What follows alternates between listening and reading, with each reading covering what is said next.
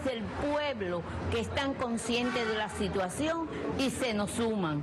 Ellas están dispuestas a luchar por la democracia, a luchar por la libertad de los presos. Saben que nuestra batalla es dura, que hemos recibido golpes, que nos hacen constantemente actos de repudio. Esta casa luego ha estado sitiada, por llamarla de alguna forma, con 200, 300 personas que no nos dejan salir. Para esta primera parte, pues tenemos con nosotros a Enrique Patterson, analista político, sociólogo, profesor universitario, a quien agradecemos que esté con nosotros en esta noche, una noche muy especial esta. Y con nosotros Manuel Vázquez Portal, poeta, escritor, periodista, expreso político del Grupo de los 75 y quien conoció muy de cerca a Laura Pollán. Vamos primero a escuchar, a modo de introducción, ¿quién era esta mujer, Manuel? ¿Qué recuerdas de Laura Pollán? Hablar de Laura Pollán para mí resulta muy doloroso. Pues Laura Pollán era esa especie de hermana mayor, mimosa y severa a la vez, que de su gran dulzura emanaba quizás el respeto que se le tenía. Laura Pollán, a mi modo de ver, sobrepasó esas dimensiones que como humanos alcanzamos para ascender al palco de los siglos, al palco de la eternidad. No podrá escribirse jamás la historia de Cuba sin el nombre de Laura Pollán. ¿Cómo se conocieron ustedes? Laura Pollán vio nacer al grupo de coro. Su esposo, Héctor Maceda, quien es mi compañero de periodismo y mi compañero de infortunio en la cárcel, era entonces un disidente puro, era el vicepresidente del Partido Liberal y decidimos hacer un grupo de periodistas. Yo venía de la prensa oficial y quizás era el único que tenía experiencia del periodismo. Y decidimos fundar el grupo de coro. Ahí en casa de Laura, en Neptuno 963, nació ese grupo que después 4 fuimos encarcelados en la Primavera Negra. Ella era maestra de matemáticas. Era profesora de literatura y español. Era una lectora increíble de poesía y quizás era una poetisa en sí, de ahí quizás emanaba tanta dulzura. Pero teníamos la información de que era maestra de matemáticas también. Era profesora de español y literatura. En el periódico El País vi a un diputado español confundir la asignatura que daba. Es Pérez de Soy quien dijo que era profesora de matemáticas, pero realmente Laura era profesora de español y literatura. ¿Qué te parece? ¿Qué les parece si escuchamos a Héctor Maceda, lo que dijo Héctor Maceda ayer? Ellos me demostraron que realmente estaban en mi mismo bando, estaban tratando por todos los medios de salvar una vida.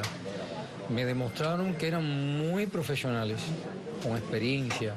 Me demostraron que eran fieles al juramento hipocrático de salvar una vida por encima de todo, independientemente de lo que fuera. Y ellos sabían quiénes éramos nosotros. Enrique Patterson, en nuestra última entrevista que le hicimos en septiembre, el 22 de septiembre, a Laura Pollán por radio, nos dijo: yo no me voy de Cuba y nosotros seguiremos luchando por los derechos humanos. La significación política de esto, independientemente de si la mataron o murió de causas naturales, ¿cuál es la trascendencia política y la importancia de esto? Simplemente quiero hacer la acotación, antes de escucharte, de que qué trágica la situación de Cuba cuando los factores de mediación desaparecen. Va a desaparecer el gobierno de Zapatero, se retira el cardenal y muere Laura Pollán. A mí me parece que si el gobierno hubiera sido más inteligente, hubiera ingresado a Laura Pollán en el CIMEC, porque primero una personalidad que debería haber sido atendido allí y haber hecho todo lo posible porque Laura Pollán estuviera con vida. Dicen que los familiares públicamente no quisieron que la llevaran al CIMEC. Se negaron. Dijeron que ese era el hospital de los militares y de la élite gubernamental y que allí ella no hacía nada. Si es así, el gobierno entonces hizo en ese caso lo máximo que podía hacer. Ahora, a mí me parece que realmente Laura Pollán ha pasado a una dimensión en la historia de Cuba que no se va a poder escribir la historia de Cuba, como dijo el colega, sin poner su nombre, pero además es la heroína, que es una persona común, dedicada a hacer su trabajo, una maestra abnegada, una esposa, una madre que de momento las circunstancias la lanzan a un ruedo que ella no tenía calculado y se eleva en una dimensión que opaca y muchas veces derrota a los que se autoproclaman generales, guerrilleros, coroneles, a los que se creen estrategas y maestros de la historia. Ella está en la historia, pero está en los capítulos de los que han habitado siempre en la Cuba buena, que es en el capítulo de los ciudadanos éticos, pacíficos, los que no quieren que el adversario muera o que no quieren matarlo, y los otros sencillamente cada día están en los capítulos más oscuros de la Cuba mala, la gangsteril, la criminal, la corrupta, la antidemocrática, y esa diferencia además, la machista, que hay que decirlo, y me parece que el gobierno cubano realmente ha quedado muy rebajado, porque yo no puedo establecer una relación causa-efecto como mucha gente está haciendo, porque no tengo pruebas. Lo que yo sí puedo decir es que el estrés por la violencia que establecieron alrededor de su casa y alrededor de su persona también es causante de la muerte de Laura Pollán. Vamos a escuchar a Berta Soler.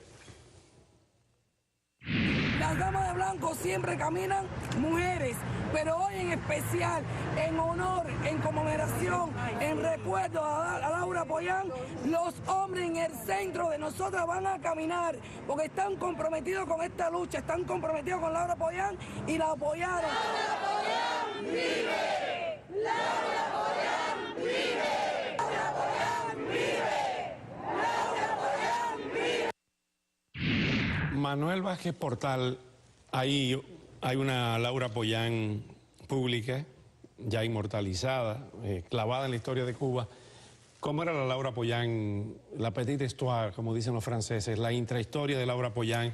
¿Cómo era? ¿Tienes alguna anécdota que recuerdes en el plano íntimo? Una especialmente, la bondad.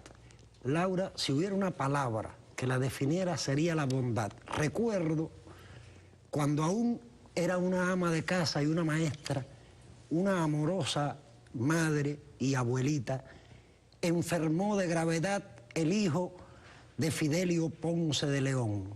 Miguel Ángel Ponce de León padecía de cáncer en los pulmones y enfermó de gravedad. Poncito, como le decíamos, vivía solo en un cuartucho de mercaderes, y Laura Pollán, cuando supo que Poncito estaba de muerte, y era Poncito uno de los cronistas del grupo de coro, y ella le hacía café cada miércoles, Laura Pollán fue a mercaderes, recogió a Poncito y lo bañaba con un algodón y le daba su comida, y salía como un guerrero a buscar la escasa comida que comía Poncito en esos días. Esa era Laura Pollán. Era la que nos curaba del dolor físico y del dolor espiritual. Era quien nos hacía una pizza casera para matarnos el hambre y nos daba un regaño o un castigo cuando nos portábamos mal. Vamos a recordar quién era Laura Pollán ante la opinión pública, ante lo que ha dicho Enrique Patterson, que fue la mujer que enfrentó el abuso, las golpizas, los actos de repudio. Trataremos de salir como hemos previsto. Si ellos no nos permiten, bueno, será una violación más. 24 de septiembre, 2 días antes, conversamos con ella y hablábamos precisamente de la amenaza directa, no velada, de aquel plumífero del gobierno cubano que escribe en su blog. Lagarde, en su blog Cambio Cubano. En su Cambio Cubano Lagarde, que dijo que no iban a permitir, el pueblo en la calle no iba a permitir eso. Esa fue su respuesta. ¿Cómo pasa la historia, Laura Pollán, Enrique? Tú que eres tan profundo conocedor de la historia de Cuba. No es una Mariana Grajales, porque no es una mujer de acción política, sino es una mujer de ideas políticas, de pensamiento. Bueno, y de Mariana Grajales no era una mujer de acción política. Mariana Grajales lo que era realmente era un de sentimiento patriótico. Claro. En este sentido no veo cuál sea la diferencia. La única diferencia es que en aquellas circunstancias Mariana Grajales mandaba a sus hijos a morir, y en este caso Laura Pollán sencillamente protesta y hasta da su vida porque ningún hijo de Cuba esté injustamente en la cárcel. Yo creo que son equivalentes. En el siglo XXI, Laura Pollán puede estar al lado de Mariana Grajales. La misma pregunta para los dos. ¿Qué va a pasar ahora con las damas de blanco? Las damas de blanco van a seguir haciendo lo que hicieron ayer domingo. Van a ser como ese vientre maternal que cuida a los hombres, porque siempre prohibieron que los hombres desfilaran con ellas, porque las damas de blanco han luchado por la paz, por la felicidad del pueblo, no porque los hombres se maten entre los hombres. Por eso desfilaron los hombres entre ellas, como si fueran el vientre materno. Y eso va a ser las damas de blanco, van a seguir protegiendo al pueblo de Cuba. En breves segundos, ¿qué va a pasar con las damas de blanco? A mí no me gusta mucho predecir, pero tengo la intuición de que el movimiento, en lugar de disminuir, va a crecer. ¿Por qué? Porque la imagen de Laura Pollán funciona también como un combustible con respecto a la dignidad y el valor y al arrojo. En otra oportunidad, en otro programa, hablaremos del arresto de Nelson Labrada, viceministro del Azúcar, en esta batida contra la corrupción. Tú que hablabas de la corrupción hace solo unos minutos. Gracias, Enrique Patterson. Gracias a Manuel Vázquez Portal. Al regresar... La gran mayoría de los venezolanos tenemos fe en la vida, y yo tengo mucha fe en que lo que mañana vamos a hacer en Cuba va a resultar igualmente exitoso, como exitosa resultó la intervención quirúrgica, el tratamiento postoperatorio, luego las 4 fases de quimioterapia y ahora exámenes rigurosos. Bueno, y con este tema regresa al programa el doctor Leonardo Enríquez, profesor de cirugía en la Universidad de Miami, director del Centro para el Cáncer de Seno y vicedirector del Departamento de Cirugía del Jackson Memorial Hospital. Gracias por venir nuevamente, doctor. Gracias por la invitación. Tenemos a Horacio Medina, ex gerente de convenios operativos de PDVSA, ex presidente del sindicato UNAPTROL y gran conocedor de la realidad de su país, de Venezuela. Gracias, Horacio, por estar con nosotros. Evidentemente que hay varios aspectos en todo esto. A partir de las declaraciones a la revista Milenio Semanal del doctor Fernando Navarrete Ausletia, Salvador Navarrete Ausletia, rompió el juramento hipocrático, o por lo menos la ética médica de revelar todas estas cosas que ha dicho. Bueno, si lo que dice el periódico es cierto, que él dio la entrevista, creo que tuvo un pequeño fallo ahí, porque si él en algún momento sabía que él fue médico de él y revelar algo del pasado, por más que ya no sea el presente, creo que es algo un poco delicado que quizás no debería haberlo mencionado, ¿no? Usted dijo en este programa hace varios meses que usted creía que el presidente Chávez tenía un sarcoma. Eso mismo dice el doctor Navarrete. ¿Sigue usted creyendo que lo que padece es un sarcoma? ¿Y qué es un sarcoma? Sí sigo creyendo que lo más probable es que tenga un sarcoma, porque una de las otras opciones posibles era el cáncer del colon, y como verán está sumamente hinchado, y eso ocurre con esteroides que no se dan en tratamiento para cáncer de colon. Las otras cosas en la pelvis, que es donde él tiene el tumor, no generan este tipo de reacciones y quimioterapia y todo esto que le está pasando. Sarcoma es un carcinoma, pero de los tejidos de sostén del organismo.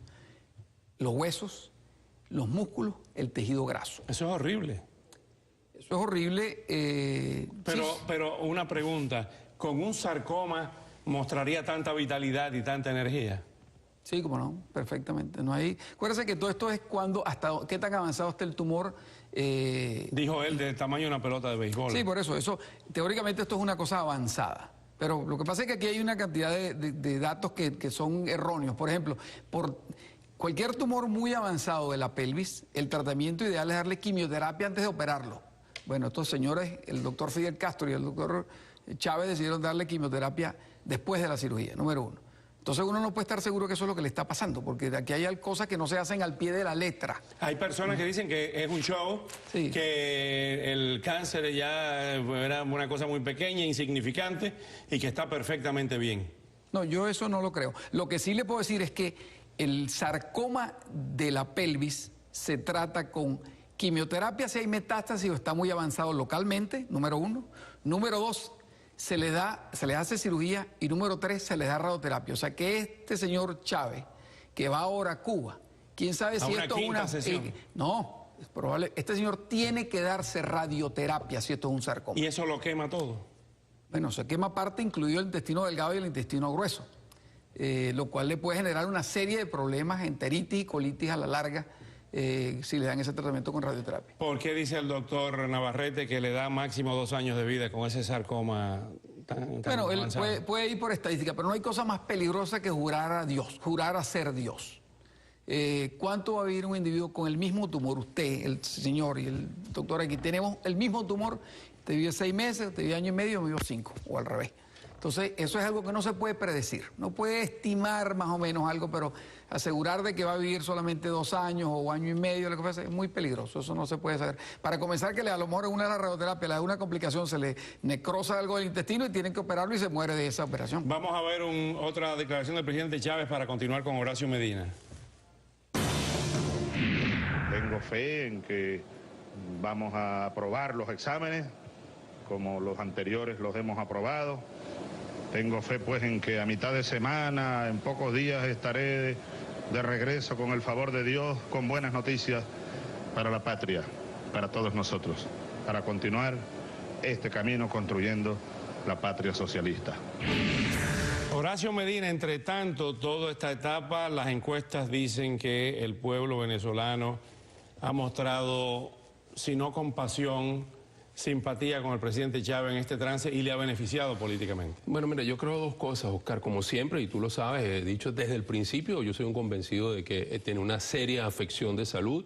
Cuán profundo es o cuán complicado es, eso es solamente el tiempo nos lo dirá, ¿no?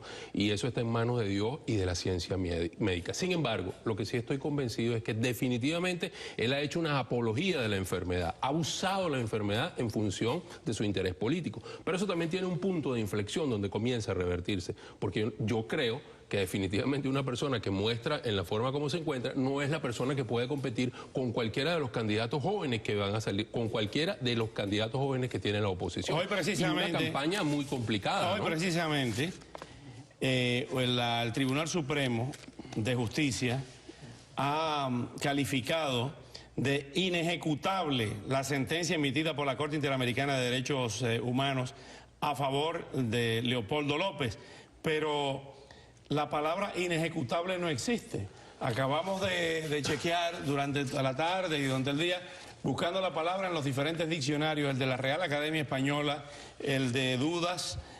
No existe la palabra inejecutable. Es que pareciera un dictamen hecho por los 3 chiflados. Definitivamente es algo que de verdad, si no fuera tan serio, causaría una hilaridad tremenda, ¿no? Porque definitivamente tú te puedes inscribir, puedes correr como candidato, puedes ganar la presidencia, pero no la puedes asumir porque estás definitivamente... Se le pegó el anglicismo de correr en vez de aspirar. Bueno, sí. Sí, no, pero en Venezuela están corriendo. Bueno, es que realmente es una carrera. Pero lo que te quiero decir, Oscar, es cuál es la decisión que va a tomar Leopoldo. Eso es algo bien interesante, porque podría tomar la decisión de continuar dentro de las primarias, de si ganar las primarias, continuar en la contienda electoral, y de ganar se plantearía un problema bien complicado, ¿no? Que veríamos a ver qué pasa, porque son los votos de un pueblo que estarían diciendo nosotros votamos por él para que sea presidente y tú lo tienes inhabilitado. O sea, yo creo que Leopoldo tiene mucho espacio político para jugar, y este tipo de decisiones del Tribunal Supremo de Justicia